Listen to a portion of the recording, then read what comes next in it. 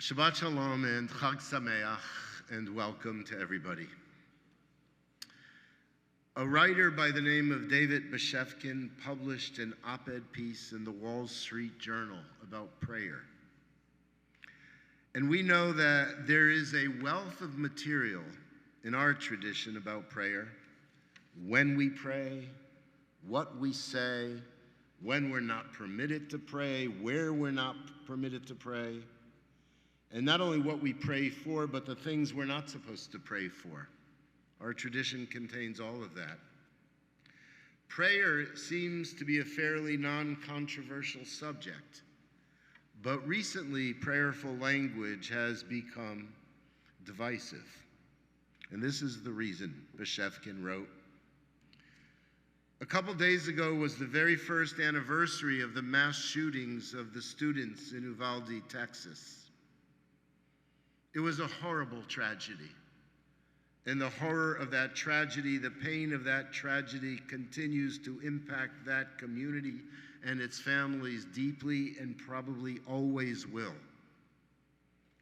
Like after most school shootings, politicians come forward and so frequently offer their thoughts and they offer their prayers. And understandably, so many Americans, so many of us, have become very tired of empty political platitudes and have responded with frustration and anger to that language. Bashevkin wrote, "To hell with your thoughts and your prayers. We want action." And of course, action is desperately needed. Sometimes the words calling for prayer are empty words. Perhaps they're used to pacify an impatient public. Perhaps they're used because the politician doesn't know what to say. And perhaps the politician himself or herself uses those words because they aren't doing anything about this plague in our country. But still, there always remains a place for prayerful language. The presence of prayer does preserve an urgency for action. If the prayer is true and heartfelt, rather than being fodder for those suffering the pain. During some very difficult times politically in this country and even in the state of Israel, I've often stated that we recite the prayer for America or the prayer for Israel sometimes, not to reflect what is, but to serve as a reminder for what should be. The prayer is an expression of our aspirations. What do we want? What do we hope for? Bashevkin continued, he said the following, in 1865, towards the end of the Civil War, Abraham Lincoln offered the following words in his second inaugural address. Quote, "Fondly do we hope, fervently do we pray that this mighty scourge of war may speedily pass away." Lincoln, of course, did not stop with the prayer. A little over a month later, he oversaw the Confederacy's surrender to the Union Army. But he couched the United States mission of victory in the language of prayer, because those sorts of words can transform the political discourse and political cause into an existential need. Prayer is the language we use to express our most urgent and essential desires. Friday nights, we begin Kabbalat Shabbat, Yedid Nefesh. It's about the yearnings of our hearts and our souls. You know, we don't pray for lower gas prices, but we do pray for the need for significant change. So what happens with these prayers? What do we do? Perhaps the times when we throw up our hands and we're forced to our knees, those are the times that we need the language of prayer. Yes, we should emphatically call out the absence of action. We shouldn't be afraid to call out the actions that are necessary after the prayers. But prayer and its attending seriousness are part and parcel of the deepest expression of our yearnings and our desires. One second, I'm sorry, excuse me.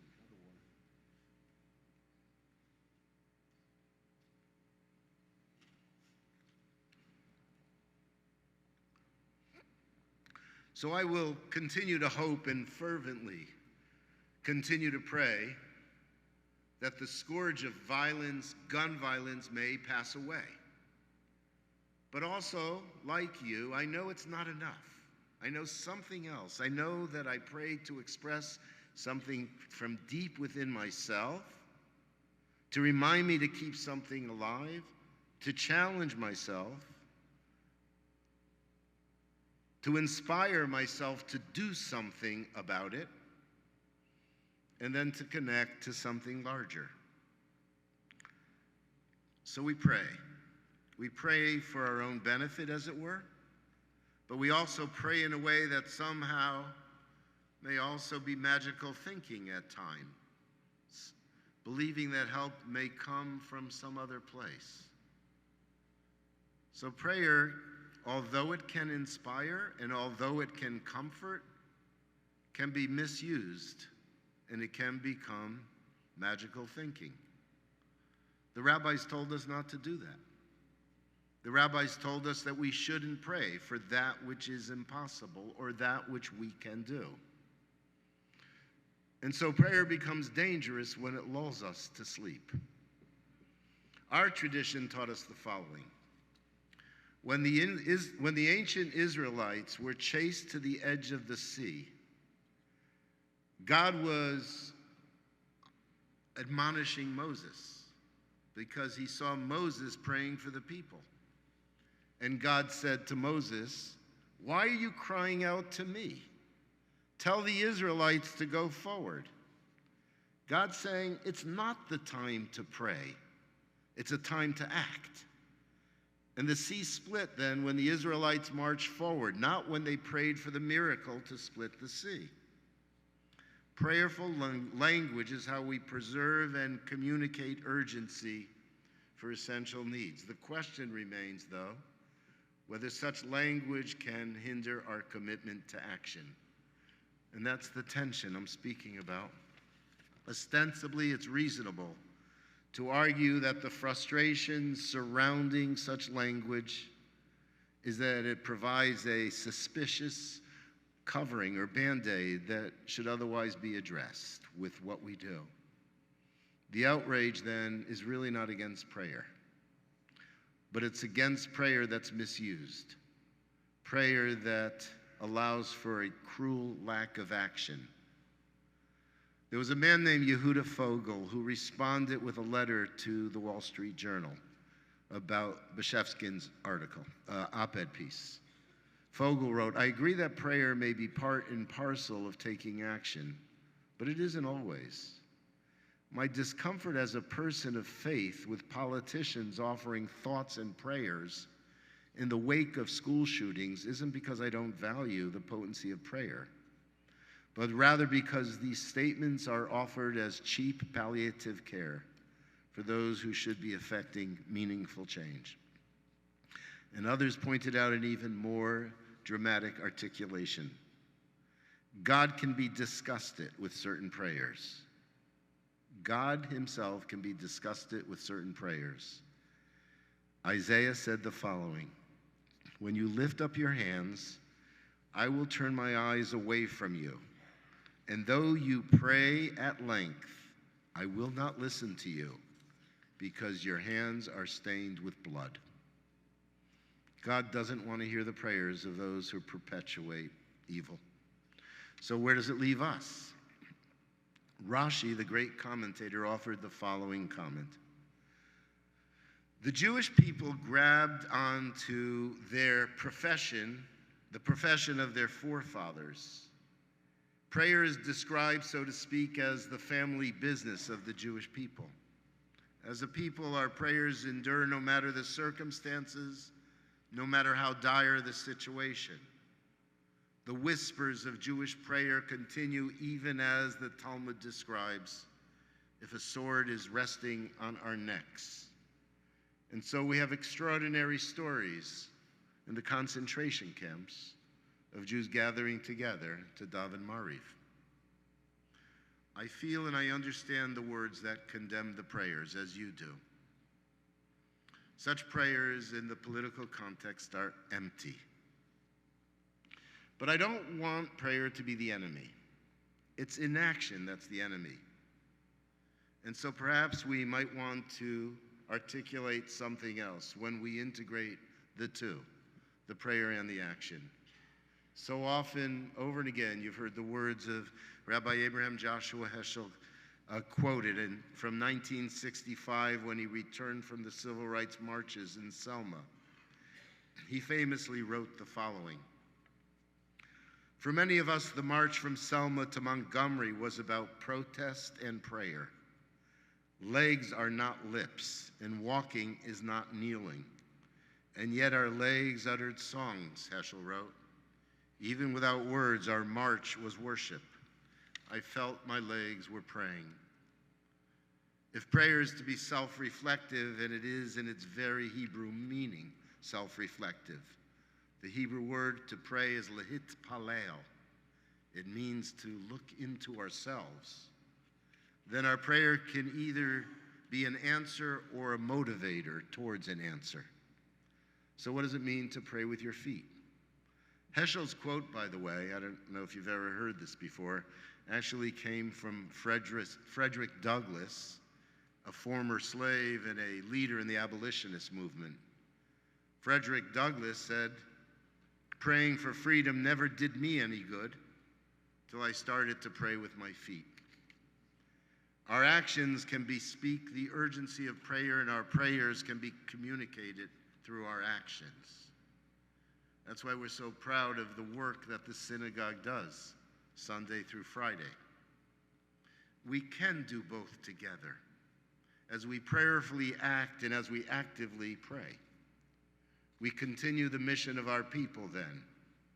We can change the world when we internalize the aspirations of our prayer, one step at a time. So we're sitting here right before Yizkor. And of all the customs which are associated with prayer, perhaps the most profound of all, obvious and yet mysterious, is the saying of Kaddish and Yizkor. The words of the Kaddish prayer after death allow us to transcend a moment of sadness, grief, pain, agony, and it brings us into communion with God, with the spirit of the person we loved, and yes, with love itself. Saying Kaddish is an act of love. It gives us direction, something holy. It's about someone and God, and the fact that we only say it in a community. It's about our people. We say Kaddish as we mourn and as we remember over the years, and in so doing then, we continue to make the lives of those we loved real. We continue to bring them into our everyday reality. We can remember our loved ones without prayer. We could put a note on our calendars 3 times a year, "Remember Dad today," and you'll remember. But there's something in the relationship beyond the physical. There's something transcendent, something sublime, and something connected when we do it with a community. We connect to a tradition, the inheritance of that tradition and its values and the history of a people. And then there's Yizkor. Yizkor prayer adds something to this conversation.